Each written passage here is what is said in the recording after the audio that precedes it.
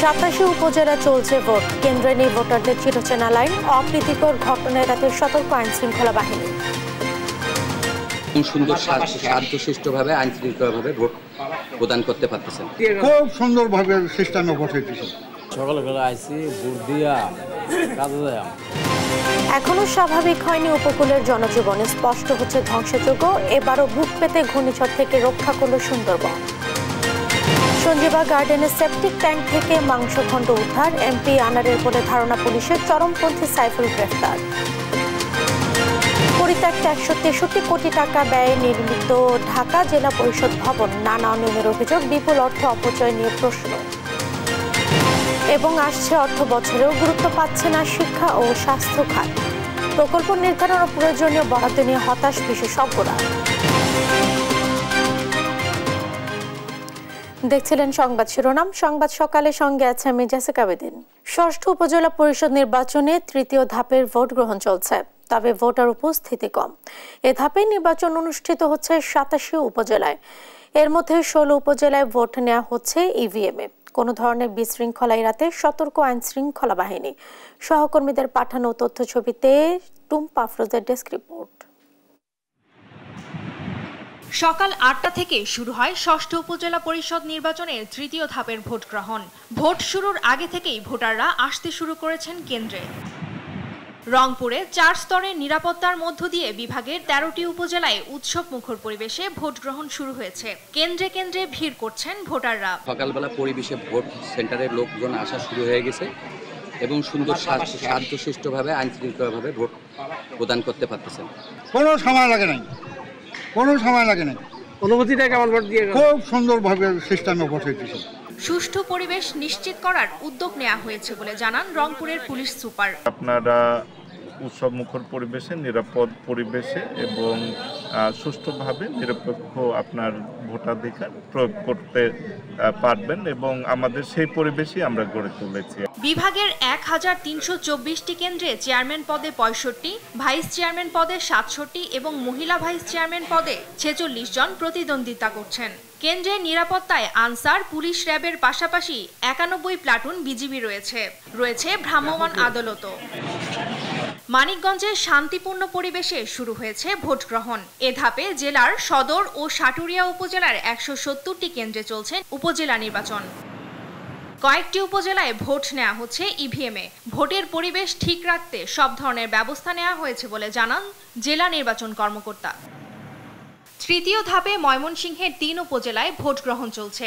সকাল 8টা থেকে ব্যালটে শুরু হওয়া ফুলবাড়িয়া, ত্রিশাল ও ঈশ্বরগঞ্জ উপজেলার 352টি ভোট কেন্দ্রে ভোট চলছে। সকাল সকাল লাইনে দাঁড়িয়ে ভোট দিতে পেরে খুশি ভোটাররা। সকালে তো ভোট দেওয়ার পরে আর কি অন্য কাজে যাব, এজেন্ট আছে, এজেন্টের কাজ করবো, এই কারণে সকালে ভোট দিতে আসছি। সবার আগে ভোট দেওয়া বাড়িতে যাবো গা। কোনো সমস্যা নাই, ইনশাল্লাহ ভোট ভালোভাবে হবে আশা করতেছি। কুমিল্লাতেও 4টি উপজেলায় চলছে ভোট গ্রহণ। ভোটার উপস্থিতি এখন কম হলেও বেলা বাড়ার সাথে সাথে উপস্থিতি বাড়বে বলে প্রত্যাশা করা হচ্ছে। ভোট গ্রহণ চলবে বিকেল 4টা পর্যন্ত। প্রথম ট্রাম্পের ভোট, আমার তো হিসাবে ভোটার নতুন হিসাবে তো আগ্রহী আছে। সুষ্ঠু শৃঙ্খল নির্বাচন, যাতে কোনো ঝামেলা জাতি না হয়, এরকম ধরনের একটা নির্বাচন চাই। মানুষ আসুক, মানুষকে সুযোগ দেওয়া হোক ভোট কেন্দ্রে আসার জন্য। আমরা যে এতদিন পরে ভোট উপজেলা নির্বাচনে ভোট হচ্ছে, ভোটে আমরা ভোট চাচ্ছি যে আমাদের এলাকার যাতে রাস্তাঘাট, স্কুল কলেজ, মাদ্রাসা এসব যদি উন্নত হয়, ওই ধরনের ভালো একজন প্রতিনিধি আমরা চাচ্ছি। টুম্পা আফরোজ, নিউজ ডেস্ক, দেশ টিভি। ভোটের খবর জানাতে যশোর ও বগুড়া থেকে যুক্ত হচ্ছেন সহকর্মী ইন্দ্রজিৎ রায়, সঞ্জু রায়। শুরুতে আমরা যাচ্ছি ইন্দ্রজিতের কাছে। ইন্দ্রজিৎ, ভোটের 2 ঘন্টা তো পার হয়ে গেছে, এখন ভোটার উপস্থিতি কেমন দেখছেন? আর ভোট দেওয়ার জন্য ভোটাররা কতটুকু উৎসুক? সার্বিক পরিবেশ কেমন চোখে পড়ছে আপনার?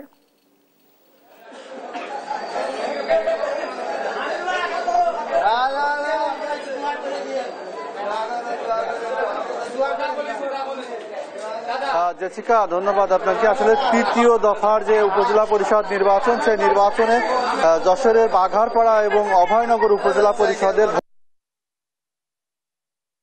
ইভিএম এর মাধ্যমে কিন্তু এই 2 উপজেলায় ভোট গ্রহণ করা হচ্ছে। অর্থাৎ আমরা যেটি লক্ষ্য করছি যে ভোট কেন্দ্র এবং ভোট কেন্দ্রের বাইরে কিন্তু মানুষের যে সমাগম সেটি কিন্তু গত দুটি নির্বাচনের তুলনায় কিন্তু অনেকাংশেই বেশি দেখছি আমরা এখানে। সকালে বিগত যে 2 দফা নির্বাচন সেখানে আমরা যেখানে কেন্দ্রগুলোতে ভোটার উপস্থিতি খুবই কম দেখেছি, সেই তুলনায় এখানে যে কয়টি কেন্দ্র ঘুরেছি সেখানে আমরা দেখছি যে ভোটার উপস্থিতি কিছুটা বেশি, অর্থাৎ যে উৎসব মুখর পরিবেশ সেই পরিবেশের কিন্তু কিছুটা হলেও বিরাজ করছে এবং প্রার্থী এবং তার সমর্থকদের যে সমাগম সেটি কিন্তু কেন্দ্রের বাইরেও লক্ষ্য করছি। আপনাকে যদি জানিয়ে রাখি যে অভয়নগর উপজেলা পরিষদের 81টি কেন্দ্রে ভোট গ্রহণ অনুষ্ঠিত হচ্ছে।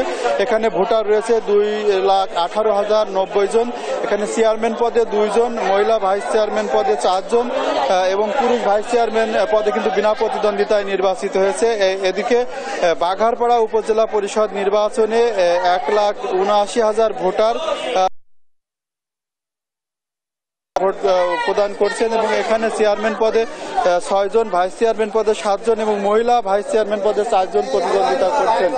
অর্থাৎ এই নির্বাচনে কিন্তু আওয়ামী লীগের যে অভ্যন্তরীণ যে প্রার্থী তারাই অংশ নিচ্ছেন, অর্থাৎ বিএনপি এবং সমমানের মনা যে রাজনৈতিক দলগুলো আছে তারা ভোট বর্জন করার কারণে কিন্তু এবারে নির্বাচনে মূলত আওয়ামী লীগের যা প্রার্থী আছেন তাদের মধ্যে এই প্রতিদ্বন্দ্বিতা হচ্ছে এবং ভোট কেন্দ্রে যে ভোটার উপস্থিতির যে চ্যালেঞ্জ সেটিকে মাথায় রেখেই ভোটার উপস্থিতি বাড়ানোর জন্য প্রার্থীদের পক্ষ থেকে কিন্তু বিভিন্ন কৌশল নেওয়া হয়েছে এবং সেই কৌশলের অংশ হিসেবে তাদের যে লক্ষ্য সেটি হলো প্রার্থীরা যত ভোটার কেন্দ্রে আনতে পারবেন, যে প্রার্থী তার কর্মী সমর্থক এবং ভোটার উপস্থিতি বাড়াতে পারবেন মূলত তার বিজয়টি নিশ্চিত হবে এমনটি তারা মনে করছেন। এই কারণেই এবারে নির্বাচনে ভোটার উপস্থিতি বাড়ানোর যে চ্যালেঞ্জ সেটি নিয়েই কিন্তু প্রার্থীরা লড়ছেন। তবে এবারের নির্বাচন ঘিরে এখনো পর্যন্ত কোনো বিশৃঙ্খলার কোনো খবর পাওয়া যায়নি। সুষ্ঠু এবং শান্তিপূর্ণ পরিবেশেই কিন্তু বাঘারপাড়া এবং অভয়নগর উপজেলা পরিষদের নির্বাচনের ভোট গ্রহণ অনুষ্ঠিত হচ্ছে। তো এই ছিল আমার কাছে যশোর থেকে সর্বশেষ। আমরা এখন চলে যাচ্ছি বগুড়াতে সহকর্মী সঞ্জুর কাছে। সঞ্জু। ইন্দ্রজিৎ, ধন্যবাদ আপনাকে। সারা দেশের অনেকগুলো উপজেলার ন্যায় আজ কিন্তু বগুড়ার গুরুত্বপূর্ণ 3টি উপজেলা বগুড়া সদর, শাহজাহানপুর এবং শিবগঞ্জ, এই 3টি উপজেলায় কিন্তু আজ সকাল 8টা থেকে ভোট গ্রহণ শুরু হয়েছে। বগুড়া সদরে 4,34,000, বগুড়ার শাহজাহানপুরে কিন্তু 2,32,000 এবং বগুড়া শিবগঞ্জে প্রায় 3,30,000 কিন্তু ভোটার রয়েছে এবং মূল আলোচনায় কিন্তু শুরু থেকে রয়েছে বগুড়া সদর এবং এখানে প্রতিদ্বন্দ্বিতা করছেন হেভিওয়েট 3 জন প্রার্থী। এখানে প্রতিদ্বন্দ্বিতা করছেন জেলা যুবলীগের সভাপতি সুভাষিস পোদ্দার লিটন, তার কিন্তু যুবলীগের একটি সাংগঠনিক শক্তি রয়েছে। একই সাথে কিন্তু তার প্রধান প্রতিদ্বন্দ্বী হিসেবে রয়েছেন মোটরসাইকেল প্রতীক নিয়ে সুলতান মাহমুদ খান রনি, যিনি কিন্তু তার তারুণ্যের শক্তিকে কাজে লাগাচ্ছেন এবং সাথে কিন্তু প্রতিদ্বন্দ্বিতায় চেয়ারম্যান পদে রয়েছেন সদ্য সাবেক চেয়ারম্যান আবু সুফিয়ান শফিক। ঘোড়ামার্কার প্রতীক নিয়ে আমি এখন দাঁড়িয়ে আছি বগুড়া চকসূত্রাপুর জুবলি ইনস্টিটিউট সেন্টারে। এই সেন্টারে কিন্তু 3টি ভোট কেন্দ্রে প্রায় 12,000 ভোটার রয়েছে। সকাল থেকে ব্যবসা গরম পড়েছে এবং প্রতিকূল আবহাওয়া কিন্তু আমরা লক্ষ্য করছি। ভোটার উপস্থিতি সকালের দিকে এখন পর্যন্ত কিছুটা কম থাকলেও আশেপাশে যে আমাদের প্রিজাইডিং অফিসার সহ আওয়ামী লীগের যে কর্মী সমর্থকরা আছে তারা কিন্তু চেষ্টা করছেন ভোটারদেরকে কেন্দ্রে নিয়ে আসার জন্য এবং ভোট কেন্দ্রের ভিতর উপস্থিতি কিছুটা কম লক্ষ্য করলেও ভোট কেন্দ্রের বাইরে কিন্তু আমরা দেখছি আওয়ামী লীগের বিভিন্ন পর্যায়ের নেতা কর্মী এবং কর্মী সমর্থকদের ব্যাপক উৎসব মুখর ভিড় কিন্তু আমরা লক্ষ্য করেছি। আমরা একটু কথা বলবো এই এলাকার কাউন্সিলরের সাথে যে ভোটার উপস্থিতি বাড়বে কিনা এবং আপনারা কেন্দ্রের বাইরে কি কাজ করছেন। ধন্যবাদ দাদা। আসলে আমাদের 4 নম্বর ওয়ার্ড দিয়ে কথা নাই, আমরা চেষ্টা করছি। মাননীয় প্রধানমন্ত্রী আমাদেরকে বলেছে যে ভোটার বাড়াতে হবে এবং ভোট নিয়ে এসে ভোট কাস্ট করতে হবে। এই জন্য আমরা এলাকায় এলাকায় লোকজন দিয়ে আমরা আনে ভোটের পরিস্থিতি বাড়ানোর চেষ্টা করছি এবং এই যে কেবল একটু আবহাওয়া আছে, ঝাপসা গরম, একটু পর হলে পরে লোকজন আরো বাড়বে, ভোট হবে। 100 আশাবাদী যে আমরা এই এলাকায় আমার 4 নম্বর ওয়ার্ডে যা ভোট আছে আমি আশা করি 80% ভোট আমার এই 4 নম্বর ওয়ার্ডে কাস্ট হবে। আমরা চেষ্টা করছি। মাননীয় প্রধানমন্ত্রী বলছে যে ভোটার উপস্থিতি বাড়াতে হবে, এই জন্য আমরা চেষ্টা করে যাচ্ছি সব সময়।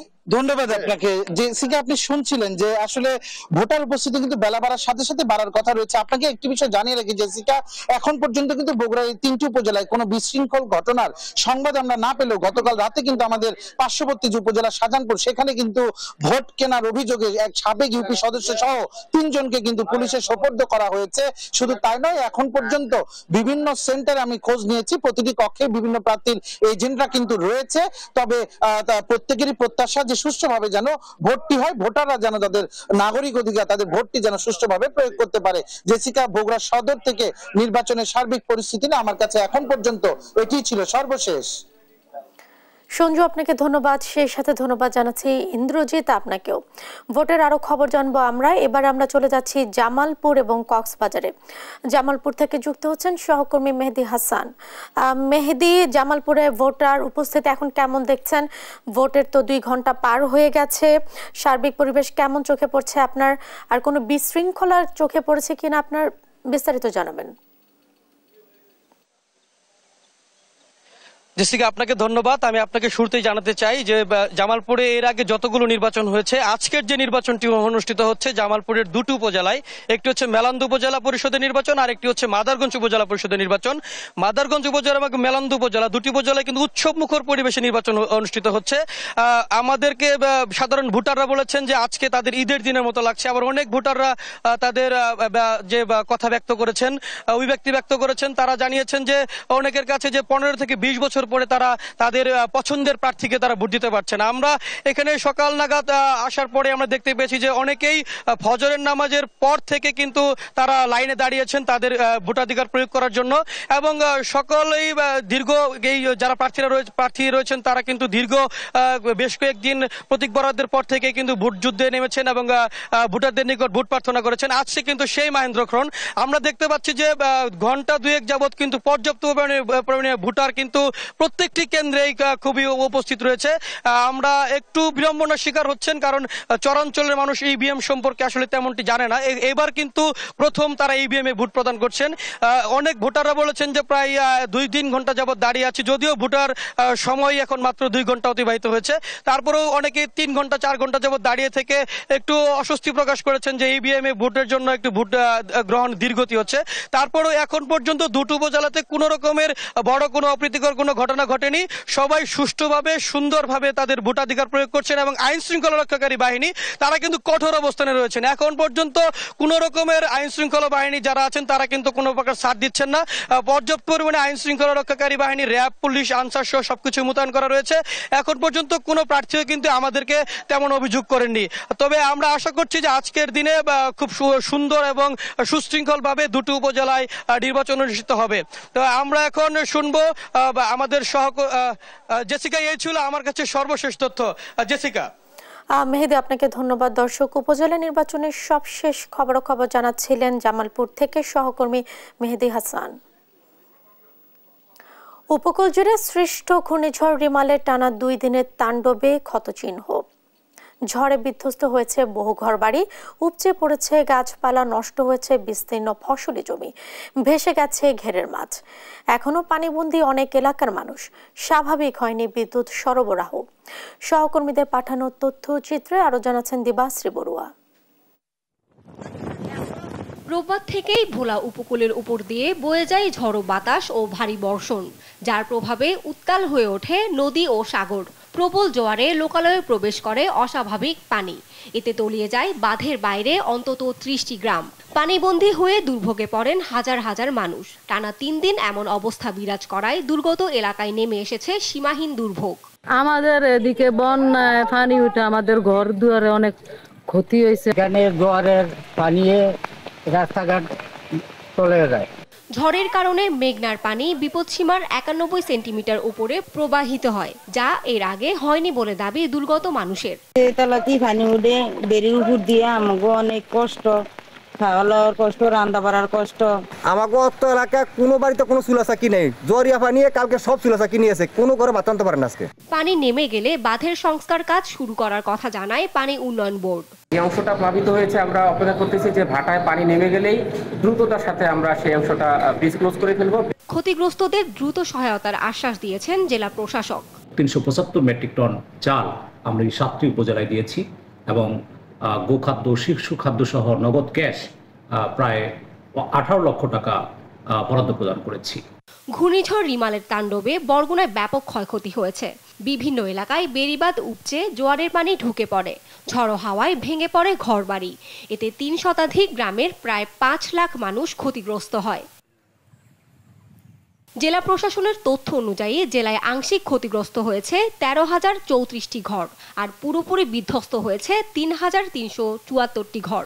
প্লাবিত হয়েছে 6,000 হেক্টর কৃষি জমি, 13টি স্থানে ভেঙেছে বাঁধ, প্লাবিত হয়েছে 300 গ্রাম। এছাড়াও ক্ষতিগ্রস্ত হয়েছে আরও 20 কিলোমিটার বেড়িবাঁধ।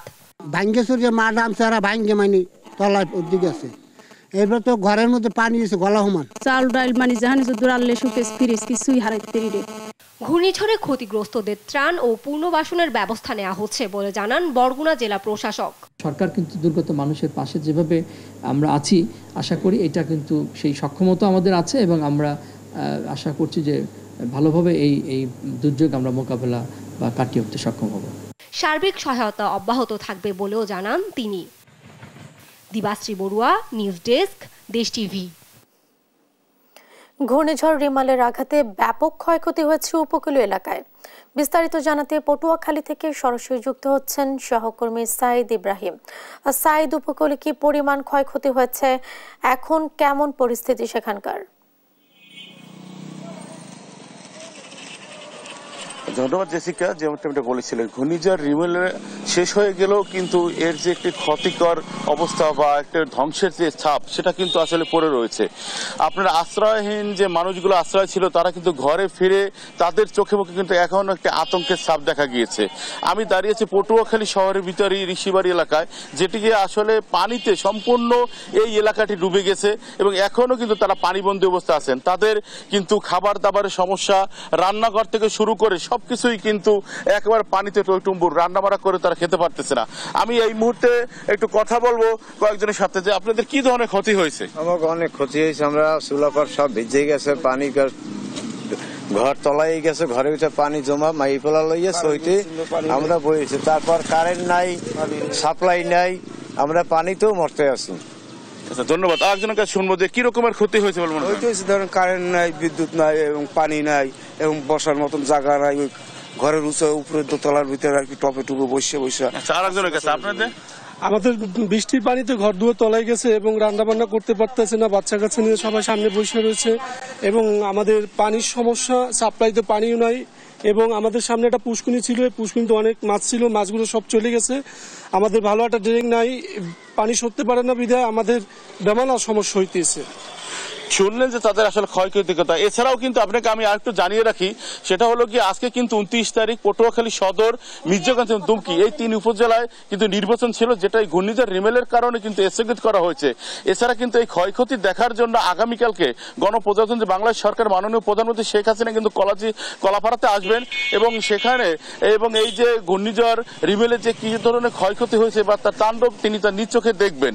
এবং এছাড়াও কিন্তু আমি কথা বলেছি রাঙ্গাবালি যে দুর্গম এরিয়া, সেখানে আপনার চরমন্তাজ এবং চালিতে বনিয়া একটি জায়গা আছে, যেখানে ভেরিবাদ নাজুক থাকার কারণে অনেকে কিন্তু এখন পানিবন্দী অবস্থায় সেখানে আছেন। এছাড়া আমি গতকালকে কথা বলেছি পটুয়াখালী জেলা প্রশাসক, তিনি জানিয়েছেন যে আপনার অন্তপক্ষে মৎস্য খাতে 28 কোটি 33 লাখ টাকার মতো ক্ষতি হয়েছে। এছাড়া কৃষি খাতেও প্রায় 30 কোটি টাকার মতো ক্ষতি হয়েছে। এছাড়া আপনার প্রায় 5,600-র মতো আংশিক ঘর ক্ষতিগ্রস্ত হয়েছে এবং 234টি ঘর পুরোপুরি আপনার বিধ্বস্ত হয়েছে। এছাড়া বড় বড় যে গাছগুলো ছিল, যেগুলো রাস্তার উপর পড়ে গিয়েছে এবং যান চলাচলের জন্য ব্যাহত হয়েছে। এই ছিল ঘূর্ণিঝড় পরবর্তী সংবাদ নিয়ে আমার কাছে। এখন ফিরে যাবো স্টুডিও জেসিকার কাছে। সাইদ, আপনাকে ধন্যবাদ। দর্শক, রিমালের প্রভাবে ক্ষয়ক্ষতির পরিমাণের বিষয়ে জানাচ্ছিলেন সহকর্মী সাইদ ইব্রাহিম। ঘূর্ণিঝড় রিমালের তাণ্ডবে ব্যাপক ক্ষয়ক্ষতি হয়েছে সুন্দরবনে। লবণ পানি প্রবেশ করেছে বন্যপ্রাণী ও বনজীবীদের জন্য তৈরি করা মিঠা পানির পুকুরে। পাওয়া যাচ্ছে হরিণ সহ বন্য প্রাণীদের মরদেহ।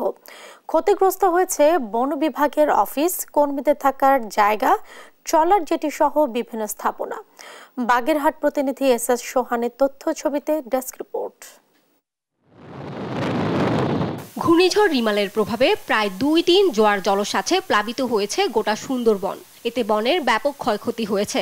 সুন্দরবনের অভ্যন্তরে বন বিভাগের বিভিন্ন অফিসের জানালার গ্লাস, টিন, সোলার প্যানেল ও পানির ট্যাঙ্ক উড়িয়ে নিয়েছে ঝড়। ক্ষতিগ্রস্ত হয়েছে জেটি, বনরক্ষীদের ট্রলার সহ অন্যান্য সরঞ্জামাদি। বনের বিভিন্ন এলাকায় ৩৯টি হরিণের মরদেহ পাওয়া গেছে। বিভিন্ন এলাকা থেকে ১৭টি জীবিত হরিণ উদ্ধার করে চিকিৎসা দিয়েছেন বনরক্ষীরা। এদিকে সুন্দরবনের বন্যপ্রাণী ও বনজীবীদের জন্য করা মিঠা পানির পুকুরগুলোর ব্যাপক ক্ষতি হয়েছে। লবণ পানি ঢুকে ব্যবহার অনুপযোগী হয়েছে সবকটি পুকুর। এছাড়া সুন্দরবনের কটকাট এলাকার পুকুরটি সাগরে বিলীন হয়ে গেছে। সুন্দরবনের সাগরের কাছাকাছি স্টেশন, ছোট ট্রলার ও ওয়্যারলেস যোগাযোগ ব্যবস্থা নষ্ট হয়ে গেছে বলে জানান সুন্দরবন পূর্ব বন বিভাগের এই কর্মকর্তা। ছোট ছোট ট্রলারগুলো ছিল ক্যাম্পের, সেই ট্রলারগুলো বিনষ্ট হয়ে গিয়েছে। অনেক কাঠ ভেসে গিয়েছে জলোচ্ছ্বাসের ফলে। সুন্দরবনের লবণ পানিতে পূর্ণ হয়ে যাওয়া পুকুরগুলো সেচ দিয়ে নতুন করে সুপেয় পানির ব্যবস্থা করা হবে বলে জানিয়েছেন খুলনা অঞ্চলের বন সংরক্ষক। স্বাভাবিকভাবে এখন আমাদের যেটা হয়েছে যে সুন্দরবনের যে পুকুরগুলো নিমজ্জিত হয়ে গেছে নোনা পানিতে, সেগুলাই সেচ দিয়ে লবণ পানি মুক্ত করে সেখানে আবার বৃষ্টি পানি ধরার ব্যবস্থা করতে হবে।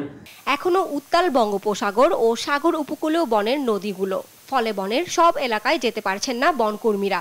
তাই কি পরিমাণ ক্ষতি হয়েছে সেই বিষয়ে এখনো ধারণা দিতে পারেননি বন বিভাগ। সুন্দরবন বিশেষজ্ঞরা বলছেন, ঝড়, জলোচ্ছ্বাস ও প্রাকৃতিক দুর্যোগ থেকে বন্যপ্রাণীদের রক্ষার জন্য সুন্দরবনের অভ্যন্তরে আরও উঁচু টিলা করা প্রয়োজন। সুন্দরবনের জন্য মাত্র 10টি উঁচু টিলা আছে। আমরা সরকারের কাছে আবেদন করব, সুন্দরবনকে বাঁচাতে হলে আমাদের অনতিবিলম্বে কমপক্ষে 200 উঁচু টিলা আমাদের তৈরি করতে হবে। 10,000 বর্গ কিলোমিটার আয়তনের সুন্দরবনের বাংলাদেশ অংশে রয়েছে 6,517 বর্গ কিলোমিটার। দক্ষিণ পশ্চিমাঞ্চলের সাতক্ষীরা, বাগেরহাট, পটুয়াখালী ও বরগুনা জেলাকে ঝড় জলোচ্ছ্বাস থেকে রক্ষায় বড় ভূমিকা পালন করে সুন্দরবন। নিউজ ডেস্ক, দেশ টিভি। কলকাতার সঞ্জীবা গার্ডেনের সেপটিক ট্যাঙ্ক থেকে প্রায় 4 কেজি ওজনের মানুষের দেহাংশের মাংস উদ্ধার করা হয়েছে, যা ঝিনাইদহ 4 আসনের সংসদ সদস্য আনোয়ারুল আজিম আনারের বলে ধারণা করছে পুলিশ। তবে বিষয়টি নিশ্চিত হতে পরীক্ষার জন্য ফরেনসিক বিভাগে পাঠানো হয়েছে। সাবরিনা মজুমদারের রিপোর্ট। ঝিনাইদহ 4 আসনের সংসদ সদস্য আনোয়ারুল আজিম আনার হত্যার রহস্য উন্মোচনে ঢাকা মহানগর গোয়েন্দা দলের কলকাতা যাওয়ার 3য় দিনে জট খুলতে শুরু করেছে। নিউটাউন থানার সঞ্জীবা আবাসনের BU 56 ফ্ল্যাটের সেফটি ট্যাঙ্ক থেকে উদ্ধার হলো প্রায় 4 কেজি ওজনের দেহাংশের মাংস। পশ্চিমবঙ্গের সিআইডি পুলিশ এটি উদ্ধার করে। প্রত্যক্ষদর্শী এবং আবাসনের সুয়ারেজ সিস্টেমের কর্মী সিদ্ধেশ্বর মণ্ডল জানান, মাংসগুলি রাখা হয়েছে একটি কাচের জারে নুন মিশ্রিত পানিতে। মাংসের পিসগুলো অনেকটা পাকোড়ার পিসের মতো। যেনাকে খুন করা হয়েছে ছোট ছোট পিস করে, মানে প্যানের মধ্যে দিয়ে মানে ফ্ল্যাশ করিয়ে দিয়েছে। ফ্ল্যাশ করে মানে সেই মাংসটা ফ্ল্যাশ থেকে পাইপের মধ্যে দিয়ে মানে ম্যানুয়ালে সেফটি ট্যাঙ্কে গিয়ে জমা হয়। পিস ছিল যেরকম কিমা করে, মানে এরকম ছোট ছোট পিস আছে, মানে আপনার পকোড়া পিস। তবে এটি সংসদ সদস্য আনারের কিনা তা জানতে মাংসের অংশটিকে পাঠানো হয়েছে ফরেনসিক বিভাগে। এর আগে মঙ্গলবার ডিবি প্রধান হারুনুর রশিদ জানান, দ্রুতই সব রহস্যের সমাধান হবে। আমরা দেখেছি যে সিআইডি অত্যন্ত আন্তরিকতার সহিত তারা লাশের অংশবিশেষ খুঁজে বের করার জন্য তারাও চেষ্টা করেছে। আমরাও তাদেরকে কিছু কিছু রিকোয়েস্ট করেছি। এই লোমহর্ষক হত্যাকাণ্ডের বিচার করা খুব কষ্টকর হবে বলে আমি মনে করি। তবে এর অর্থ এই কথাটা, এটার অর্থ এই নয় আরও তো অনেক দিন চলবে তদন্ত চলবে। আমাদের এই পুলিশ মানে কলকাতার সিআইডি তারা তো কাজ করছে। আর ঢাকায় সচিবালয়ে স্বরাষ্ট্রমন্ত্রী জানান, আনারের নির্বাচনী আসন ঝিনাইদহ 4 শূন্য ঘোষণার বিষয়ে সংবিধান অনুযায়ী ব্যবস্থা নেবেন স্পিকার। এটা স্পিকার জানেন, এটা সিদ্ধান্ত তিনিই দিবেন। এখানে কনস্টিটিউশন অনুযায়ী তিনি সিদ্ধান্ত নেবেন। সাবরিনা মজুমদার, দেশ টিভি, ঢাকা। সংসদ সদস্য আনার হত্যা মামলায় গ্রেফতার চরমপন্থী নেতা Shimul Bhuiyan second in command Saiful Alam মেম্বারকে গ্রেফতার করেছে যশোর জেলা গোয়েন্দা পুলিশ। মঙ্গলবার রাত 9:30টার দিকে যশোর শহরের চাচরা বাবলাতলা এলাকা থেকে তাকে গ্রেফতার করা হয়। তার বিরুদ্ধে যশোরের অভয়নগর ও মনিরামপুরে একাধিক হত্যা মামলা রয়েছে বলে জানা গেছে। ডিবির উপপরিদর্শক মোফেজুল ইসলাম জানান, গোপন সংবাদের ভিত্তিতে বাবলাতলার মৎস্য খামার এলাকায় তল্লাশি চালিয়ে সাইফুল মেম্বারকে গান পাউডার সহ আটক করা হয়। তার কাছ থেকে একটি মোবাইল ফোন উদ্ধার করা হয়েছে, যেখানে ভারতীয় সিম কার্ড ব্যবহারের প্রমাণ মিলেছে।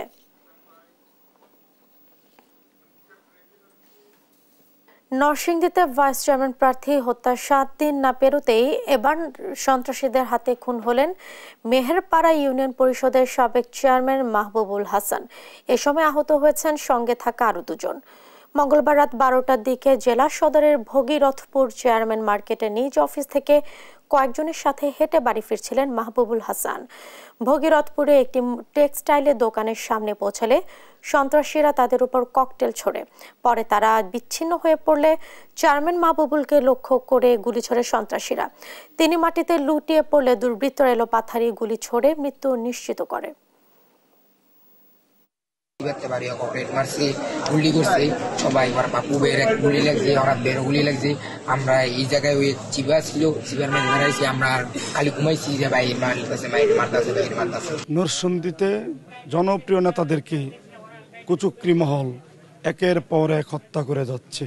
পরপর রাজনৈতিক খুনিদের বিচার হয় না বিদায়ী এরকম হত্যাকাণ্ড সংঘটিত হইতেছে। তাই তাদের সাথে আমাদের জমি জমা নিয়ে কোনো হিংসা নাই, তাদের সাথে আমাদের জমি জমা নিয়ে কোনো ঝামেলা নাই, কিন্তু তারা রাজনীতির প্রতি হিংসায় তারা আমার ভাইয়ের রাজনীতি দেখতে পারে না। পরিত্যক্ত অবস্থায় আছে 163 কোটি টাকা ব্যয়ে নির্মিত ঢাকা জেলা পরিষদ ভবন। নানা অনিয়মে 2016 সালে ভবনটি নির্মাণের শেষ পর্যায়ে বন্ধ করে দেওয়া হয় নির্মাণ কাজ। এত বড় অঙ্কের ব্যয়ে নির্মিত এই ভবনটির নথিও গায়েব হয়ে গেছে। তাহলে সরকারি ব্যয়ে নির্মিত এই ভবনটি কি এভাবেই পড়ে থাকবে? মতিউর রহমান জনির ক্যামেরায় বিস্তারিত শাহাদাত নিশাদের বিশেষ রিপোর্টে। রাজধানীর পুরান ঢাকার জনসন রোডের মোড়ে সুবিশাল 20 তলার এই ভবন। আশেপাশে এই ভবনের মতো আর বড় ভবন না থাকায় এই ভবন চোখ এড়ানোর সুযোগ নেই। তবে পুরো ভবনটি পড়ে আছে খালি। 1 বছর 2 বছর নয়, 8 বছর ধরে এভাবে পরিত্যক্ত অবস্থায় পড়ে আছে ভবনটি। ঢাকা জেলা পরিষদ টাওয়ার নামে এই ভবন নির্মাণ করেছে ঢাকা জেলা পরিষদ। কথা ছিল ভবনের দোকান ও জায়গা ভাড়া দিয়ে বিপুল আয় হবে, সে টাকা দিয়ে ঢাকা জেলার উন্নয়ন কাজ করা হবে। এই সুফল দেখিয়ে 163 কোটি টাকার প্রকল্প এই ভবন। এখন আয় তো দূরে থাক, ভবনটি বোঝায় পরিণত হয়েছে। তবে এত বছর ধরে কেনই বা এই ভবন এভাবে খালি পড়ে আছে সে উত্তর সাধারণ মানুষের জানা না থাকলেও কারণ অনুসন্ধান করে দেশ টিভি। স্থানীয় সরকার মন্ত্রণালয়ের তথ্য বলছে, ঢাকা টাওয়ার ভবনটি নির্মাণ কাজ শুরু হয়েছিল 2011 সালে। 5 বছরের মধ্যে নির্মাণ কাজ শেষ করার কথা ছিল। অনিয়মের অভিযোগে 2016 সালে এসে বিল আটকে দেয় স্থানীয় সরকার মন্ত্রণালয়। মূলত তখনই প্রকল্পের কাজ বন্ধ হয়ে যায়। খোঁজ নিয়ে জানা যায় এত বড় একটি ভবনের ছিল না রাজুকের অনুমোদন, গায়েব হয়ে গেছে ভবনের নথিও। এমন ঘটনায় তখন কোনো মামলা বা জিডি হয়নি। নথি গায়েবের বিষয়টি স্বীকার করেন ঢাকা জেলা পরিষদের চেয়ারম্যানও। তবে কারা এর সাথে জড়িত এ নিয়ে অনেকটা নিজের গা বাছান এই চেয়ারম্যান। আমি মন্ত্রী সচিব সবার সাথে যোগাযোগ করছি। জেলা পরিষদের নিজস্ব জায়গায় টাওয়ার, শত শত টাকার রেভিনিউ আসবে, হাজার হাজার মানুষের কর্মসংস্থান হবে, কিন্তু এটার কোন ডকুমেন্ট আমি জেলা পরিষদে দায়িত্ব পাওয়ার পর আমি পাই। ভবনটি নির্মাণের ঠিকাদার তমা কনস্ট্রাকশন, তাদের অফিসে গিয়েও পাওয়া যায়নি এর কোনো নথিপত্র। তবে প্রতিষ্ঠানটির কর্ণধার পুরো দায় বর্তান জেলা পরিষদের ওপর। আমি যদি বলি যে আমার অফিসের একটা কাগজ আমি পাচ্ছি না, এটাকে আপনি কোনো সমাধান করতে পারবেন? আমি মনে করি নিশ্চয়ই এটা ভালোভাবে দেখা দরকার যে কেন নথি পাচ্ছে না। 20 তলায় ভবনের মধ্যে একটি তলা ঢাকা জেলা পরিষদের ব্যবহারের জন্য থাকার কথা ছিল। বাকি জায়গা দোকান, কমিউনিটি সেন্টার, আইনজীবীদের বসার জায়গা সহ নানা কাজে ব্যবহারের কথা। এর মধ্যে জেলা পরিষদ ভবনটিতে দোকান ভাড়া দেওয়ার জন্য ব্যবসায়ীদের কাছ থেকে প্রায় 60 কোটি টাকা নেওয়া হলেও এখন তা অনেকটাই অনিশ্চয়তায়। স্থানীয় সরকার মন্ত্রণালয়ের নির্দেশে কাজ বন্ধ হলেও বিষয়টি সম্পর্কে এখনো অবগত নন স্থানীয় সরকার মন্ত্রী। আসলে এটা নিয়ে আমি অবহিত নই, এই মুহূর্তে আমি জেনে তারপর বলবো। ঢাকা জেলা পরিষদের ভবন নির্মাণ প্রকল্পটি এভাবে পড়ে থাকাকে রাষ্ট্রীয় সম্পদ অপচয়ের বড় দৃষ্টান্ত বলে মন্তব্য করেন টিআইবির নির্বাহী পরিচালক। জনগণের অর্থের অপচয় হয় এবং এর মাঝখান থেকে কিন্তু এক শ্রেণীর অসাধু কর্মকর্তা কর্মচারীর পাশাপাশি যারা ভেন্ডার্স, যারা এই ধরনের কনস্ট্রাকশন কাজে, নির্মাণ কাজে জড়িত, তাদের একটা সুবিধা অর্জনের, মুনাফা অর্জনের সুযোগ হয়ে দাঁড়ায়। অনিয়ম ধামাচাপা দেওয়ার জন্যই নথি সরিয়ে ফেলার ঘটনা ঘটেছে বলে ধারণা করছেন টিআইবির নির্বাহী পরিচালক। শাহাদাত নিশাদ, দেশ টিভি, ঢাকা। এবারে বাজেটের খবর।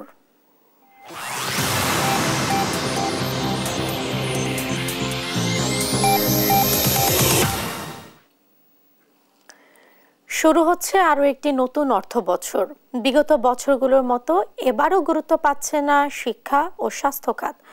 পরিকল্পনা থাকলেও বরাদ্দ করা হচ্ছে খুবই কম বাজেট। বিশেষজ্ঞরা বলছেন, দৃশ্যমান প্রকল্পগুলোতে বেশি মনোযোগ দিচ্ছে নীতি নির্ধারকরা, ফলে স্বাস্থ্য এবং শিক্ষার মতো জনগুরুত্বপূর্ণ খাত প্রত্যাশা অনুযায়ী গুরুত্ব পাচ্ছে না বাজেটে। বিস্তারিত আমেনা প্রণামীর প্রতিবেদনে। চলমান অর্থনৈতিক সংকটের মধ্যে আসছে নতুন অর্থ বছর। মূল্যস্ফীতির চাপ নিয়ন্ত্রণ এবং সমষ্টিক অর্থনীতির মৌলিক বিষয়গুলোকে উন্নত করাই বাজেটের প্রধান লক্ষ্য হয়ে থাকে। কিন্তু বিপরীত দিকে হাঁটছে আগাম বাজেট। বিশেষ করে স্বাস্থ্য ও শিক্ষার মতো জনগুরুত্বপূর্ণ খাতগুলো পাচ্ছে না প্রত্যাশিত বরাদ্দ। পরিকল্পনা মন্ত্রণালয় সূত্র বলছে, আগামী এডিপিতে শিক্ষা খাত 31,528 কোটি টাকা বরাদ্দ পাচ্ছে, যা মোট এডিপির প্রায় 12%। আর স্বাস্থ্য খাতে বরাদ্দ থাকছে 20,682 কোটি টাকা। অষ্টম পঞ্চবার্ষিক পরিকল্পনায় স্বাস্থ্য খাতে মোট এডিপির 11% বরাদ্দের কথা বলা থাকলেও বাজেটে রাখা হচ্ছে 7.8%। প্রস্তাবিত বাজেট পর্যালোচনায় দেখা যায়, শিক্ষা ও স্বাস্থ্য খাতের বরাদ্দ অর্থ দিয়ে ভবন নির্মাণে বেশি আগ্রহী সংশ্লিষ্টরা। পুরাতন মেশিন দিয়ে অনেক কিছু করা হচ্ছে, টেস্টের রিপোর্টও কিন্তু ভালো আসে না। সেগুলো ভালো রিপোর্ট করার জন্য আমরা শহরে আসি, হাজার হাজার টাকা আমাদের ভিজিট। এটা আমার পক্ষে দেওয়া যেমন সম্ভব না, একজন রিক্সাওয়ালার পক্ষে দেওয়া সম্ভব না। বাংলাদেশে যে সরকার বাজেটগুলো করছে তাতে তো আমাদের জীবন জীবিকা নির্বাহ করা অনেক কঠিন হয়ে পড়ছে। 2 মেয়ে পড়াইতেছি, 1 মেয়ে পড়াইতে পারতাছি না, খরচ অনেক বেশি। শিক্ষা ও স্বাস্থ্য দেশের উন্নয়নে অগ্রাধিকার পাওয়ার যোগ্য হলেও দৃশ্যমান প্রকল্পগুলোকে বেশি গুরুত্ব দেওয়া হয় বলে আক্ষেপ করেন এ বিশ্লেষক। বরাবরই দেখা যাচ্ছে এই খাতে বরাদ্দ হয় না, যেটা হওয়ার কথা ছিল সেটা হয় না, আর যেটা হয় সেটাও আবার অপচয় হয়, ব্যয় হয় না। শিক্ষা এবং স্বাস্থ্য খাতে মেগা প্রজেক্ট নেওয়া দরকার। আর মেগা প্রজেক্ট যখনই আমরা বলি তখনই কিছু লোক তাড়াহুড়ো করে কতগুলো বিল্ডিংয়ের প্রজেক্ট নিয়ে আসে। আর গুরুত্বপূর্ণ এই দুই খাতে ব্যয় বাড়ানোর পরামর্শ এনবিআর এর সাবেক চেয়ারম্যানের। আমি এখানে পড়াশুনো করাবো না, ফাঁকি দেবো, তো ওর বাধ্য ওর ডলার ওখানে যেরকম গাইড বই পড়তে হচ্ছে তেমনি তার বিদেশেও পয়সা করি দিয়ে ডলার খরচ করি তার বিদেশে পড়তে হচ্ছে, আমার ডলার খরচ হচ্ছে। একই অবস্থা চিকিৎসার ব্যাপারে। আমি যদি আমার এখানে সব চিকিৎসা সব তোমার ঠিকমতো নিশ্চিত করতে পারি, যার জন্য আমি যন্ত্রপাতি সব কিছু দিয়েছি, তুমি সেটা করতেছো না, আমার এই লোকেদের বাইরে যেতে হচ্ছে এবং সব ডলার বিদেশে দিয়ে আসতে হচ্ছে। বাজেটের আকারের পাশাপাশি বাস্তবায়নের দিকেও জোর দেওয়ার পরামর্শ বিশ্লেষকদের। আমাদের শিক্ষা এবং স্বাস্থ্য খাতে এবার বরাদ্দ বাড়বে এবং একই সাথে সাথে এটার যে খরচটা যেটা হবে সেটাও যেন মানসম্মত খরচ হয়, বিশেষ করে আমাদের জনবল তৈরিতে যেন খরচ হয় সেটাই প্রত্যাশা করব। বাজেট বাড়তে হবে, এখন সাথে সাথে যে জোরটা দিতে হবে বাস্তবায়নের। আমি বরাদ্দ রেখে দিলাম তারপরে বাস্তবায়ন করলাম না, এইটা হবে না। সেই জন্যই একই সাথে বাজেট আকারও বাড়াতে হবে এবং বাস্তবায়নের উপরে অবশ্যই অবশ্যই অবশ্যই জোর দিতে হবে। বাজেটের সফল বাস্তবায়নে অপচয় রোধ এবং সুশাসন নিশ্চিতে সরকারকে কঠোর হওয়ার আহ্বান জানান তারা। আমেনা প্রণামী, দেশ টিভি, ঢাকা।